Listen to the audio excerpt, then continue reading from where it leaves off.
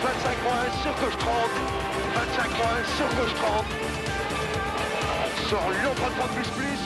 Bienvenue dans Champions 2002, numéro 30 de cette 9e saison. Nous sommes à Roeselare, en français Roelers, pour l'Omloop van Vlaanderen, en français le circuit des Flandres. Et c'est surtout la 6e manche du championnat de Belgique Inter, Division 1. Et ça va être assez fantastique à suivre, on en parle dans quelques instants. Nous voici donc à Roeselare, pour l'Omloop van Vlaanderen, 6e manche du championnat de Belgique des rallyes internationaux, Division 1. Nous allons avoir beaucoup de choses à vous raconter. La bagarre en tête avec Monsieur Rocco Teunissen qui veut être champion de Belgique, la bagarre en groupe N, la bagarre en Super 600 avec Monsieur Olivier Collard qui veut aussi être champion de Belgique, et puis les Focus, et puis les Saxo, et puis les historiques de Gabi Gudzen. Ça en fait des histoires à vous raconter. Avant qu'on ne commence, je pose une question à ce monsieur, Rocco Teunissen, qui normalement ne parle pas français, mais on va essayer quand même. Rocco, prêt pour le rallye? Ah oui. Voilà. Okay. On est parti avec Rocco et Lily. Action tout de suite.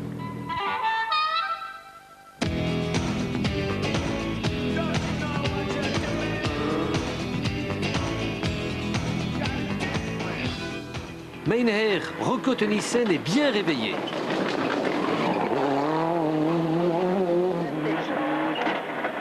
Into rechts 73. Into links vol, lang couperen. 100 meter rechts 73 couperen. Ses trajectoires sont tendues et les chronos tombent. D'emblée, il signe 4 scratchs. Into links 1 vol. 70 meter rechts 1 vol is 100 meter, kiet links 53. Kiet links 53. Dominique Brunel retarde ses freinages. Mais il connaît déjà des problèmes de transmission. Autre prétendant au podium, William De Vos a crevé dans la longue spéciale d'Oekene. Le champion national 2001 perd 10 minutes pour remplacer sa roue. Il peut repartir, mais peut déjà oublier la victoire. Au rayon des 4x4, Xavier Bouche pointe 2e derrière Teunissen. Mais Xavier est devant un autre marchois, Yannick Botson, et sa musicale Audi. Derrière Xavier Bouche, premier en groupe N, Bob Colsoul est 2e, menacé par une autre Mitsubishi pilotée, celle-ci, par Eddie Snat, toujours très rapide à Roelers. Larry Coles ouvre la route en Super 1600. Il est parti comme un boulet de canon. Il devance Olivier Collard d'1 seconde. Et David Loax est à 5 secondes. Dans la spéciale 4, David Loax se présente le premier sur la route. C'est curieux, apparemment, Larry Coles n'est plus là. Mais David a un problème, écoutez bien. Cordon frein. Gauche 5, le serre très vite. Et droite 3 faux. À Cardon? Oui. 150 freins pour gauche 5, il reste 4 km. Il reste 4 km et Olivier Collard est déjà sur les talons de la Clio. Par contre, on n'a toujours pas de nouvelles de Larry Coles. Enfin, le voilà. Mais pourquoi roule-t-il au ralenti? Revoyons l'image. Mais regardez bien, c'est Jean-François Elst, le copilote, qui roule incroyable. La Punto arrive à l'assistance. Jean-François Elst est toujours au volant, mais que s'est-il passé? Pourquoi le copilote est-il subitement devenu le pilote? Explication de Larry, le pilote. On est en liaison, puis à un moment donné, on s'arrête pour faire la pression des pneus. Puis un peu plus loin, je vois à gauche une voiture de police avec un policier dedans. Puis je redémarre, première, deuxième, et je me fais arrêter 500 mètres après, soi-disant parce que je roule à 89 km/h. Le policier m'a arrêté, m'a demandé mon permis. Puis à un moment donné, il m'a dit vous ne pouvez pas récupérer votre permis, c'est trop vite. Et puis voilà. Heureusement, Jean-François Elst a une licence de copilote qui lui permet de rouler en cas de force majeure. Ok, la course est perdue, mais l'équipe veut quand même continuer. C'est toute une équipe de jeunes mécaniciens pour le Punto Junior Team. On reste malheureusement sur un mauvais rendez-vous aux 24 heures d'Ypres et on leur doit en tout cas d'être à l'arrivée de ce rallye. C'est pour ça aussi surtout qu'on fait vraiment tout pour continuer ce rallye, parce qu'ils sont là pour apprendre et le but au départ est de faire des rallyes pour le Junior Team et pas même spécialement pour la victoire, quoi. Donc on va en tout cas essayer de leur rendre ça. La confiscation du permis de Larry Coles et les problèmes mécaniques de David Loax isolent Collard en tête des Super 1600. Collard a 46 secondes d'avance sur David Loax. Juste derrière, Claudie Tang impressionne. Mais il doit renoncer, tout comme Botson, Brunel et Busch. L'abandon de Busch propulse Bob Colsoul en tête du groupe N. Bob est 5e et Andy Lefebvre 6e. Mais la grosse surprise, c'est Chris Prinsen. Il était 4e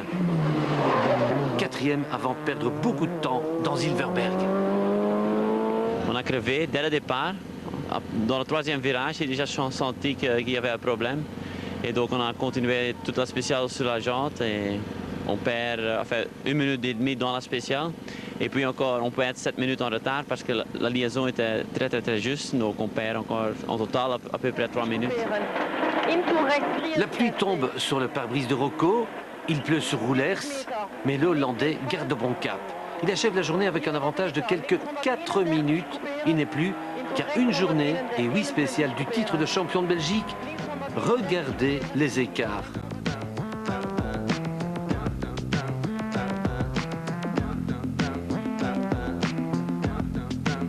L'Omloop van Vlaanderen, c'était aussi la dernière manche du Flanders Ardennes Historic Challenge.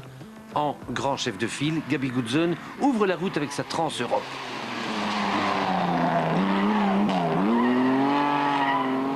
Mais Bernard Munster est plus rapide que Gabi. Et ils sont tous les deux battus par Monsieur Paul Liétard et son escorte.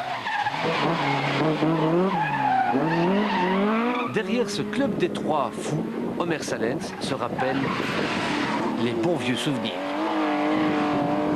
L'apparition de la pluie n'arrange pas les affaires de Goodson, qui ne parvient pas à passer son énorme puissance au sol mouillé. Dans le même team, Yves Vinquier réalise de bons chronos, mais il sortira de la route. Et la belle Manta est sérieusement endommagée. Troisième larron du team, Dirk Van Dorp s'est planté dans un champ. Heureusement, il peut repartir sans dégâts majeurs. Avouez-le, ces vieilles voitures sont bien solides. L'asphalte est glissant. Bernard Munster est prudent. Par contre, Liétard se déchaîne.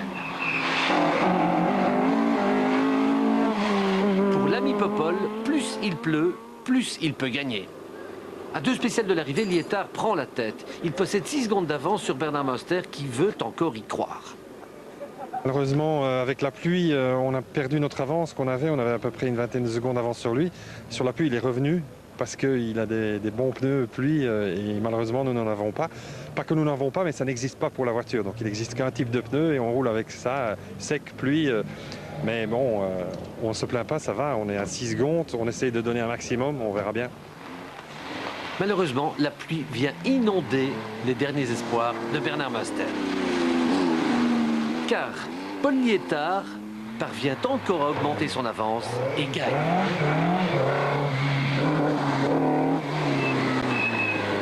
La moustache grisonne, mais le talent, croyez-moi, est toujours grand. La deuxième boucle, on a attaqué et on a fait de bons temps. Et surtout avec la pluie, je pense qu'on a un peu d'avance avec cette voiture. Et maintenant, on a terminé avec 12 secondes d'avance avec Bernard.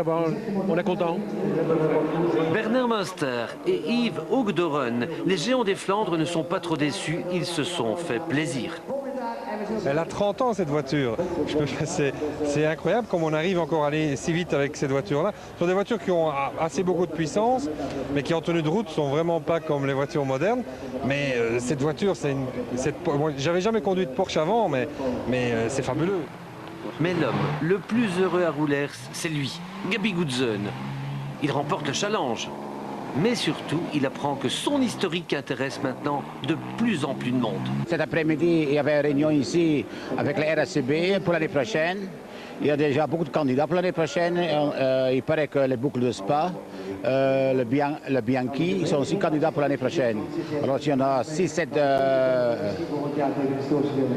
courses l'année prochaine, ça va être un bel championnat Belgique. Classement final, Liétard en 1h11.43 devant Munster, Goodson qui gagne l'historique 2002, Salens et Van Dorp. Dimanche matin, l'équipe Fiat dépose les armes.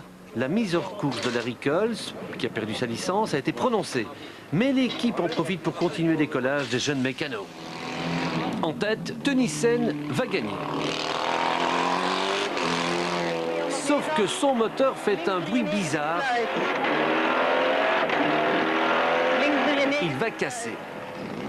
Rocco rejoint son assistance. Va-t-il tout perdre? La victoire, les 10 points et le titre.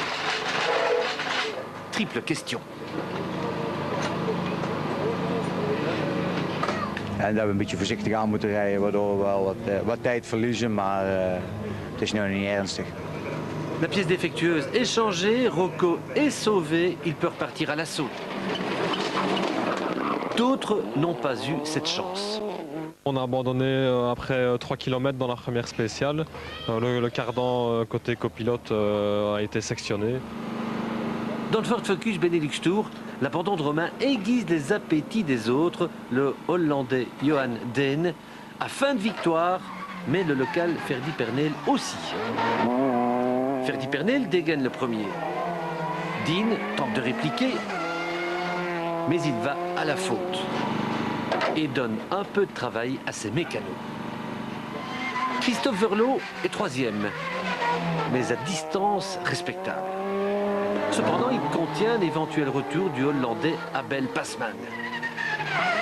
Dimanche, Dehn effectue une belle remontée, mais il sort de la route définitivement. Perneel ne prend donc plus aucun risque. Il a course gagnée, c'est sa première victoire en Focus. Ik ben heel gelukkig. Wij hebben de druk op de ketel kunnen houden en Johan is in de fout gegaan. Dus het was helemaal weg. En ik ben heel blij. Classement de la manche roularienne de la Focus Benelux Tour, victoire de Perneel devant Verlot et Passmann. Juste derrière la première Focus, Bernard Servet termine 21e. Il décroche le titre national en N2, sourire Bernard.